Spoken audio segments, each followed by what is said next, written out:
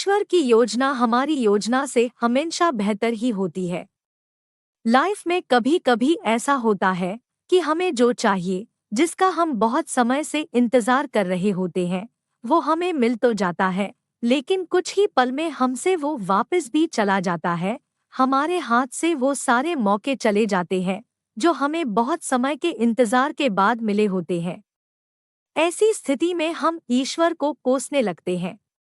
हम ईश्वर से कहने लगते हैं कि आपने मेरे साथ ऐसा क्यों किया। कुछ समय के लिए हमारा भरोसा ईश्वर पर से उठ जाता है, किंतु कुछ समय के बाद हमें ये एहसास हो जाता है कि जो हुआ वो हमारे लिए अच्छा ही था। ईश्वर की योजना हमसे अच्छी होती है। हमें ये बात समझनी चाहिए कि जो हमारे हाथ से चला गया वो हमारे लिए अच्छा ही नहीं था। ईश्वर ने जो कुछ भी किया वो सोच समझकर ही किया होगा। एक छोटा सा 2 साल का बच्चा खेल रहा था। खेलते खेलते उसके हाथ में चूहे मारने की दवाई आ जाती है। बच्चा नादान था, वो नहीं जानता था कि ये चूहे मारने की दवाई है। वो तो इस दवाई को चॉकलेट समझकर खुश हो रहा था। वो इसे खाने ही वाला था कि उसकी माँ का ध्यान उस पे गया। ईश्वर की योजना मोटिवेशनल शॉर्ट हिंदी स्टोरी। माँ ने तुरंत बच्चे के हाथ में से वो चूहे मारने की दवाई छीन ली। बच्चा जोर जोर से रोने लगा।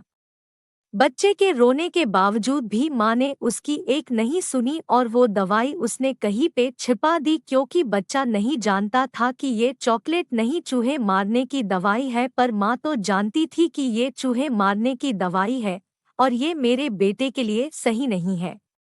बच्चे को कुछ पल खुशी देने के लिए माँ उसे वो दवाई नहीं दे सकती थी, क्योंकि वो उसके लिए हानिकारक थी।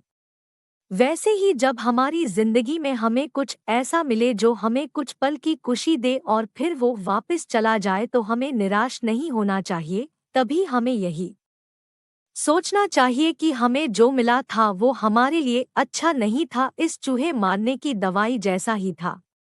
जैसा माँ ने बच्चे के हाथ में से इस चूहे मारने की दवाई को ले लिया, वैसे ही ईश्वर ने हमारे हाथ में से वो ले लिया, क्योंकि वो हमारे लिए अच्छा नहीं था।